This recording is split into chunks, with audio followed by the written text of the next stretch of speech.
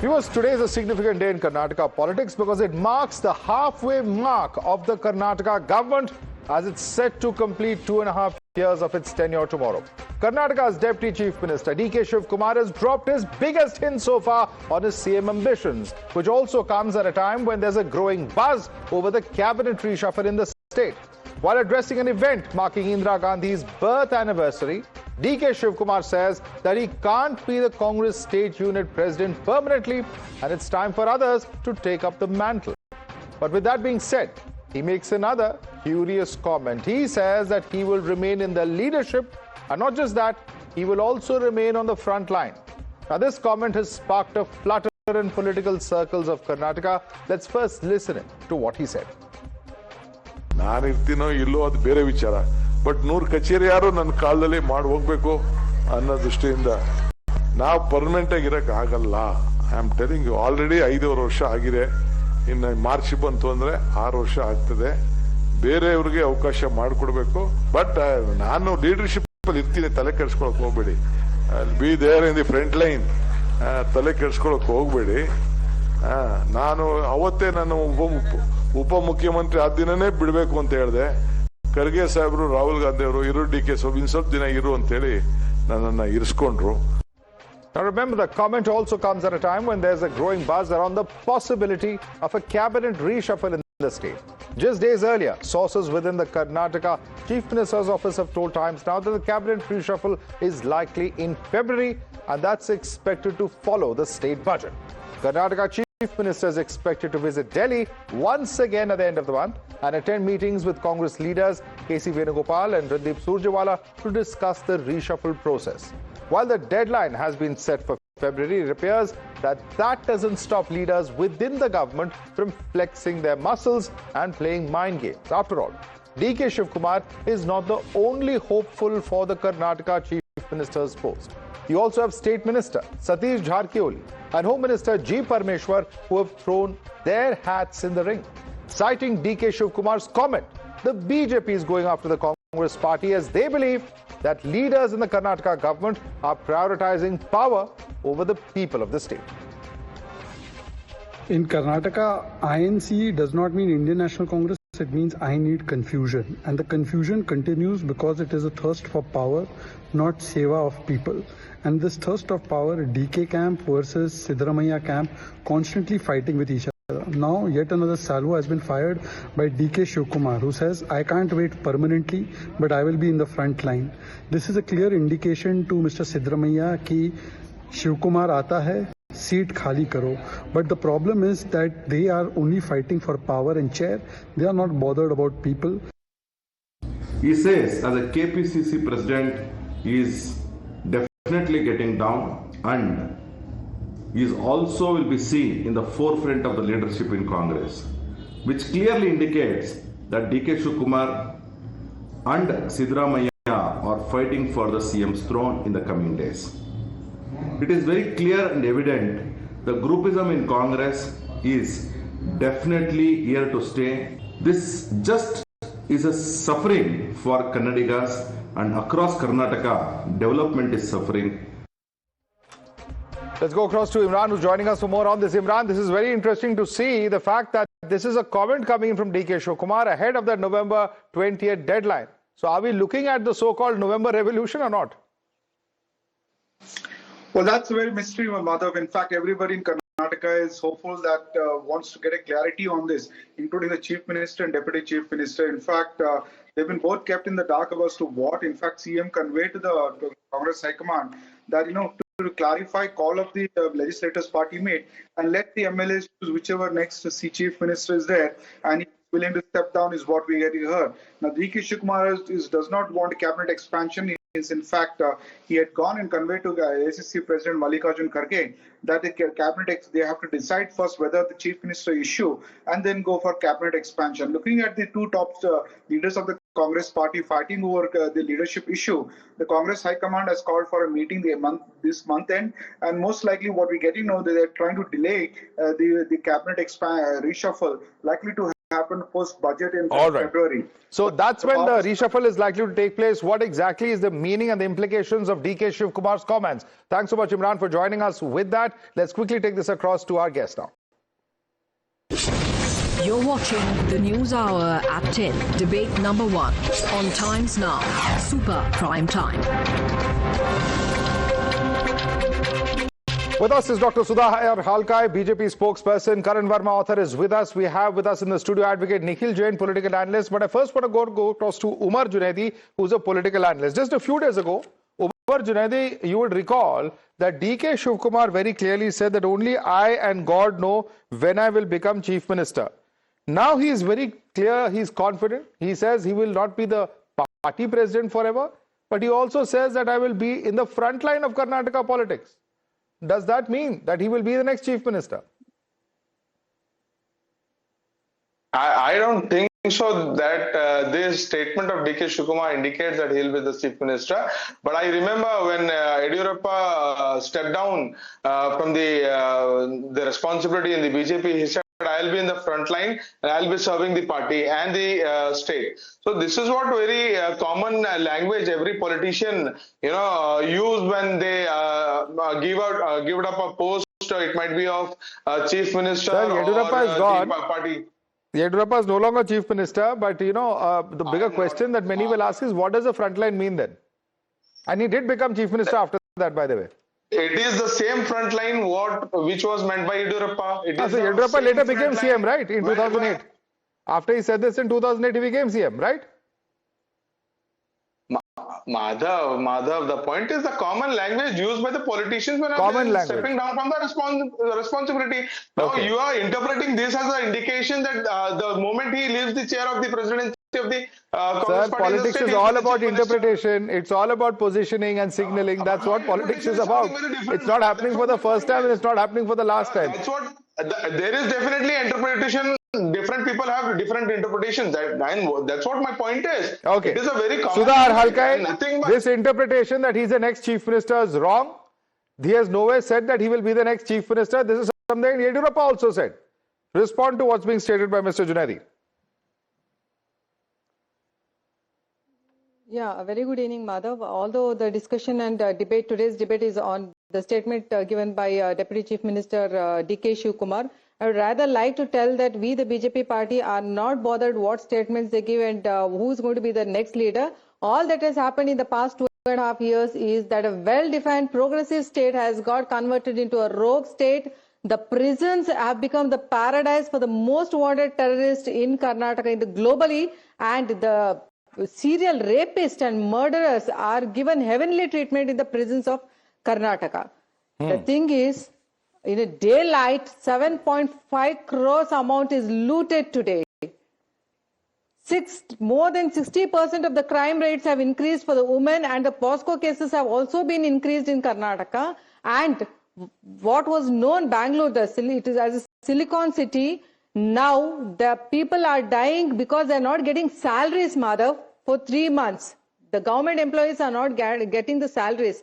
And these people are just bothered who is going to sit in the CM chair. Every alternate day, they're playing this blame game. Every alternate day, they're getting into this diversion tactics. And I'll tell you, the worst and the most irresponsible and weak high command they've got. Rahul Gandhi, oh my God. They've lost 95 elections in his tenure, taking him as a leader. And still they're not learning a lesson. And let us not forget, Madhav, when Sonia Gandhi had visited DK Shivakumar in the Tihar jail, promising him as a leader for the leadership in Karnataka, what has been done for all? Okay, many questions. Let's go one by one. I think the most pertinent question from a citizen's perspective anywhere in the country is that what citizens expect, the least they expect from their governments is governance. And what she's saying is that whether it's the images of the terrorist in jail having a free run or other hardened criminals, whether they're the images of the potholes and the terrible road infrastructure in Bengaluru, whether it's the fact that you have certain promises and guarantees which are impinging on the state administration, and you have everyone from Mr. G. Parmeshwara to Mr. Jharkioli to, of course, now Mr. DK Shivakumar indicating that they're going to be the next chief minister. If they're so busy lobbying for the chief minister's post, where's the time for governance, sir? Mr. Nikhil Jain, please tell us. Madhav, a while ago, a good friend of mine told me that it's all in the perception, and that's what it is. The BJP national spokesperson perceives this as a fight for kursi. The BJP state spokesperson comes here and says, I'm least concerned with it, I'm concerned with something else. Now, what DK Shivakumar has said is that I will not be around as the president of the Karnataka Congress forever. I've already held the chair for 5.5 years. And other people should be given an opportunity. He's never said that he's going to be the chief minister. Maybe he will be. Maybe he'll just continue as the deputy chief minister. One second. Let me just read out. Now, since there's so much of speculation, let me read out for the viewers exactly what he has said. Whether I'm around or not is immaterial. He's referring to the Karnataka chief's post. What matters is I want to set up 100 new party offices during my tenure. I can't be here permanently. It's already been 5.5 years. By March, it will be 6. Others must also be given an opportunity. But don't worry. I will remain in the leadership. I will be on the front line. What does front line here mean? Front line is a senior leader of the state, which DK Shivakumar would be for the state of Karnataka for years to come, whether he's the deputy chief minister or chief minister or president or leader of house in the legislative council or a general secretary in the AICC or whatever post he holds. DK Shivakumar is a popular man. He's very popular with party workers, with Congress voters and the people of Karnataka in general. So he will remain. So he won't be the next CM. You're clear about that? I'm saying he may or may not be the next CM. But what's important is that the Karnataka... If he's not said it, then we can clearly say, we can assume he won't be. No, why not? He could be. He could be. Why? So the front line means he's CM. I personally am more bothered about I'm more worried about the fact that in Bihar, we just saw an election fought on the... No, we'll come to Bihar. We'll come to Bihar. First tell me, what about governance? If you're so busy, if everybody from Mr. Parmeshwar to Mr. Jarkioli is busy throwing the hat in the ring for CM, where's the time for governance, sir? Please tell me the number of Delhi visits that have been made by top leaders and ministers, by those who are lobbying to become ministers once again, those who have been sacked as ministers saying that make us ministers again. Where is the time for governance is the question they are asking. The time for governance, Madhav, is in the fact that the Congress government, when it came to power, the Congress party, when it came to power, had promised a number of social welfare measures. Many of those schemes have successfully been delivered. I'm not saying that there is successfully delivered. All of them have been successfully delivered. You have to at least let me complete. You will have to at least let me complete. You'll have to at least let me complete, Madhav. What I'm saying is that... No, I'm asking you, tell us which schemes. That's exactly what I'm asking. Clarify. Can I please at least answer on that? Free bus rides for women, financial assistance to women. There are multiple schemes that have been, delivered upon. There are some schemes that are left to be implemented. BJP has a very different perspective. Let me get the BJP on that. Sudha Halkai, once again, you're making a claim. Allow others to come in on your claim. It's not a monologue, it's a debate. Yeah. Sudha Halkai, have those schemes been delivered to the citizens of Karnataka as he claims? Madhav, the thing is what they're telling, they have given free bus fares to the women. 3 times they've increased the prices of the bus tickets. Okay, the inflation rate is increased by 50% and giving women a free bus fare. Does it mean that her security has to be kept at this one? Crime rate has increased over here. What security are you giving to the women over there? And in Karnataka, when a girl is raped, they say it is an incident. When she is murdered, Neha Hiremat case, they say it is an accidental incident. POSCO cases, they don't even visit. Kalburgi, 9-year-old girl was brutally raped and murdered. None of the leaders visited, including Priyank Kharge. Till date, he has not visited those people. No, but Umar Junaidi, have you seen such images? One second. It is not about any regime. Have you ever seen such images coming out from Bangalore Central Jail? Terrorists given a free run. Parties going on with hardened criminals. Tell me when you saw that before, Umar Junaidi? They're pouring alcohol. During the BJP rule, it was there. Which incident? Tell us. The video which has been circulated recently, it is claimed to be the video of the year 2020. It is claimed to be. Are you saying so authoritatively? Yeah, there are speculations. There are speculations. Sir, you have come here. You have come here as a political analyst. You are in support of the Congress party, and you don't know for sure whether it was during BJP regime. Please ask them. If you have evidence, please question the BJP. They are on the panel. G. Parmeshwar said that the matter will be investigated. The investigation will go on. Okay. Let us come to a conclusion once the... So please investigate it, sir. After it comes out in the public domain, you will say there will be investigation. But let me bring in Karan Verma, because Karan had an interesting point that Nikhil was making. I want to come back on that. After what we saw happen in Bihar, is the Congress party in any position to make a change? As far as one of the states where they are pretty strong over there, they have ruled and they have a track record of governance over there for quite a number of tenures.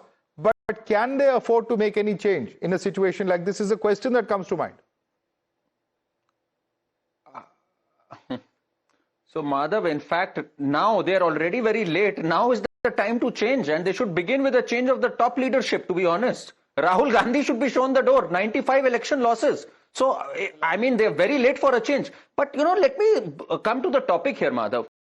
Karnataka, and I say this with conviction, with data at my command, Karnataka right now might just be the worst governed state in our great country. A great state, Karnataka. Inflation amongst the top three. Exactly. Women crime, the conviction rate is abysmally low as 2%, 3% in various crimes. We see potholes today, we see prices of eggs, milk, stamp duty, all go through the roof. The debt which was at 5.22 lakh crores touching close to 8 lakh crores. They have drained the state dry. This tussle, when Nikhil says this is about perceptions, Nikhil, these are hard realities. People are suffering because of your perception battles, because of your battles. And 2.5 years of absolute chaos, Madhav. I don't know whether DK can bring in a new era or not. Frankly, I'm not bothered. But look at the pattern here, Madhav. The Congress ends up in a tussle in every single state they ever get power in. Be it Rajasthan, where you had the Sachin Pilot versus Gehlot. Be it Chhattisgarh, where you had TS Dio versus Baghel. Be it Punjab, where it was Sidhu versus Channi. What is it with the Congress party? Whenever they get elected, and there's a reason why, they've never been elected in any state post 2011. 2011 onwards, they've never been elected in any state. Why? Because they end up fighting, they end up squandering their mandate, and then they cry vote chori. That is the Congress for you. They cannot stomach even victories. They won a handsome victory in 2023. But what did you do to the great state of Karnataka, Nikhil? You must answer today. Respond, Nikhil. The Congress has a habit of squandering even when it is victorious just to this infighting. And he has a point. We've seen it in Rajasthan. We've seen it in Punjab. We've seen it in Chhattisgarh and several other states in the country. See, Madhav, I thought I'd talk about welfare schemes and how good governance is being talked about, but my friend Karan always wants to talk about politics because that is all he cares about. Let me answer him. What happened with Rajasthan with Vasundhara Raje Scindia and Gajendra Singh Shekhawat? What happened with Madhya Pradesh, Mohan Yadav and Shivraj Singh Chauhan? What happened in Maharashtra with Eknath Shinde and Devendra Fadnavis? What is happening in Bihar right now with Samrat Chaudhary and Nitish Kumar? What is happening in the country with Amit Shah and Yogi Adityanath? What is happening in Uttar Pradesh with Yogi Adityanath and Keshav Prasad Maurya? Have any of these fights, which of these fights have led to a loss of governance or loss of election? Tell me. Loss of election, Madhav, is different from a problem in governance. The whole point is your governments are collapsing. No, I'll tell you what. The point he's making is your governments are losing elections because of infighting. You give us an example, a comparable example, please. I'll give you a comparable example of the governance going for a toss, that you have the environment minister of the country camping in Bihar for 2 months. Right now, people... That's not the same thing. That's not the same thing. No, it is not. He is talking about division within the party. Infighting within the party leading to the government collapse. It's a specific point he's making. Please compare apples and apples, not apples and oranges. All right, now, how is he first attributing that correlation or causation? How is he creating that causation? You lost the election in Rajasthan, you lost the election in Chhattisgarh, you lost the election in Punjab. What about Karnataka? As he just said. What about Karnataka? The BJP was crying, shouting from the top, at the top of their voices from the because rooftop. of infighting. No, they were saying that there was because of infighting. They were claiming that there is a lot of infighting between Shivakumar and Sidramaiya. You are claiming it or they were claiming it? They were claiming it. Don't you remember the 2023 Karnataka state elections? Their entire campaign was dkshivakumar और सिद्धरामैया की नहीं बनती थी.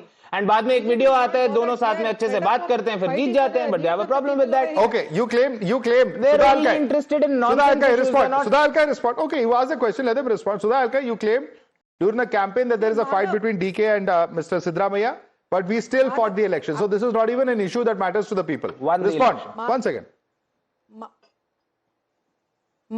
Madhav, we have been fighting for the people, okay, for the needs of the people. We have been fighting against the Muda. That's the reason they given back the sites. We have been fighting against the 5 acres of land which Mr. Priyank Kharge had taken, which was supposed to be allotted to the STSG people. That they gave it back. We fought for the WAF notices which were given to the poor farmers. We every day the BJP karyakartas are on the streets fighting for the poor and helpless people. We are not talking about the leadership. These people, Mr. Sidramaiya or DK Shivakumar, every alternate day, instead of taking care of the people, safety of the people and development, they are only giving statements which is provoking each other. and this tussle of war. We, BJP, are not bothered because everybody are incapable in Congress to take care of the people of Karnataka, not only in Karnataka, even India as such. So Congress leaders doesn't make any sense anymore, I feel. It is the BJP who is taking care. And leadership, they should learn the qualities from Honorable Prime Minister Narendra Modi ji, late Vajpayee ji, Amit Shah ji, and Nadda ji. They are the one who are the true leaders. Sabka Saath, Sabka Vikas, Sabka Prayas, Sabka Vishwas. Okay. They are the one who are taking You the can take a leaf out of our book, says the BJP. Respond, Nikhil. The patriotism in everybody, not Madam, like you should not be saying this right now. In the past 1 week, in the past 10 days, the country has visited 2 dastardly terror attacks. After one terror attack, the Prime Minister was busy waving around and flagging and getting, petals on his head in a victory parade, and the very next day after that victory parade we suffered another terror attack. We are suffering from a gas chamber in Delhi while the environment minister of the country is camping in Bihar for 2 months. You have a problem when some minister from Bangalore flies to Delhi for a day or two to meet the national leadership. You don't see any problems with the environment minister and the education minister of the country camping in Bihar for 2 months, not even their home states. I don't know what sort of governance are you talking about. And first of all, madam, you need to decide between your party, what are you more concerned with, politics or governance? Because at the start of the debate, a bite was played of your national spokesperson whose entire bite was about politics and kursi ki rajniti and this and that. Now you sit here and say I am least concerned with that. Nikhil, all I will say, Nikhil, is that the voices of lack of governance, lack of funds are coming in from within the Congress party itself. That is the only difference that I will cite in terms of all that you have stated in your entire monologue now. But Karan wants to respond to you. Karan, is there a fair comparison to be made between what Nikhil is saying as far as governance at the center and what we've seen in the state of Karnataka is concerned? Your response. So, I want to address the issue because Nikhil has tried to sidestep it. Is it politics or is it governance? Nikhil, they are feeding off each other. Because you have such internal politics, I started off with how governance is suffering. How Karnataka today is the worst, probably the worst governed state. Be it in terms of inflation, be it in terms of crimes against women, conviction rates, the horrendous figures. So it is your politics that makes governance suffer, and we are frankly bothered about governance. The joke is on the common man of Karnataka today. You are making them suffer because of your internal politics, and I'm telling you why, Madhav. Why they end up fighting every time? Because they never have an ideology that binds them. It is all a power grab for the Congress party. The moment they win a state, they are all together while campaigning, as DK and Sidramaiya came together. But the moment they grab power, it is all about who gets the plumber's portfolio, who gets the CM's chair.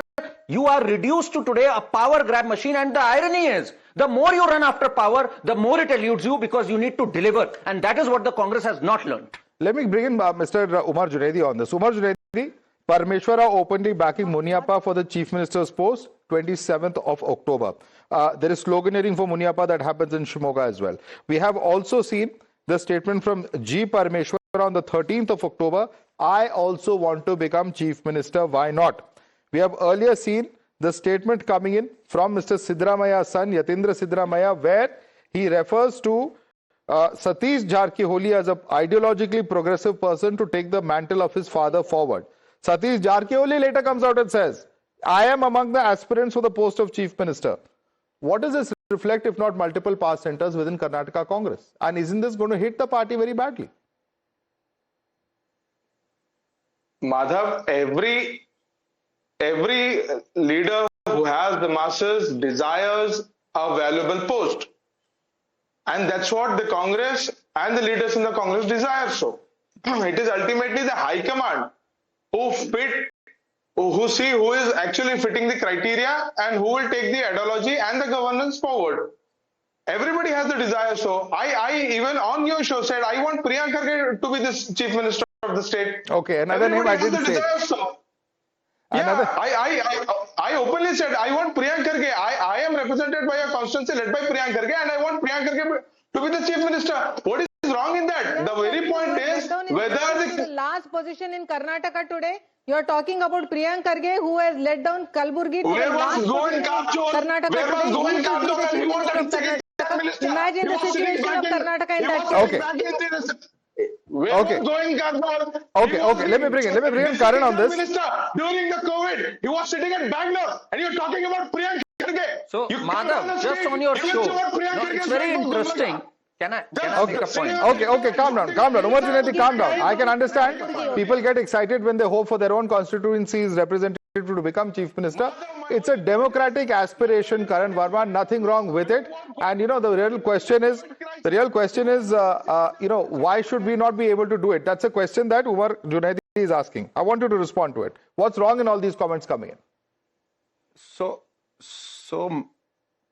Madhav, just look at your show and look at these statements from Parmeshwar and our good friend here, Umairji.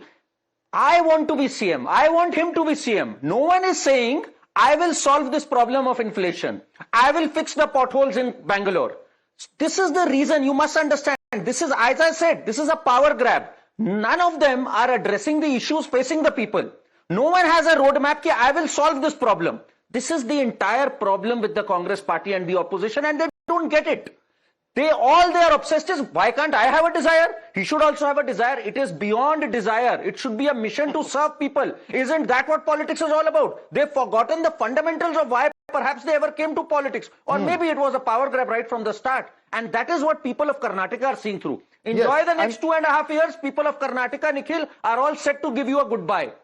And whether they're set to give them a goodbye or not, one thing that I will certainly say that is quite, unfortunate, Nikhil, is that when this lack of governance hits the citizens, when they're saying fix up potholes, when the potholes deadline passes and things don't get fixed, then you will say that they are functioning at BJP's agenda. They are citizens who want basic governance and basic civic, municipal, facilities to be provided. Can I get 30 seconds? No, I am asking you, please answer the specific question. Why paint a certain set of people? Because obviously the frustration of people like Kiran Mazumdar or others, it's not something that they're speaking overnight. They've seen this happen for some time. 1.24 crore women receive Gruha Lakshmi benefits. 1.6 crore homes are getting free electricity. Okay. 1.6 crores homes are getting free electricity. 72 crore beneficiaries have been given, 72 crore free meals have been given under the Annabhagya Yojana. 554 crore passenger rides have been made under the Shakti scheme. 2.55 lakh youths are getting Nikhil, we're not asking you to give us a press release of what the government has done. What we are trying to ask you, this is all fine. This is governance, but there are some specific questions relating to Bengaluru, which is the IT capital, which the whole world is looking at, because that is where you get your maximum amount of FDI. You cannot take care of your biggest capital city. What kind of governance is going on? You remember that the Karnataka government is setting up a new IT city just outside Bangalore in Bidadi.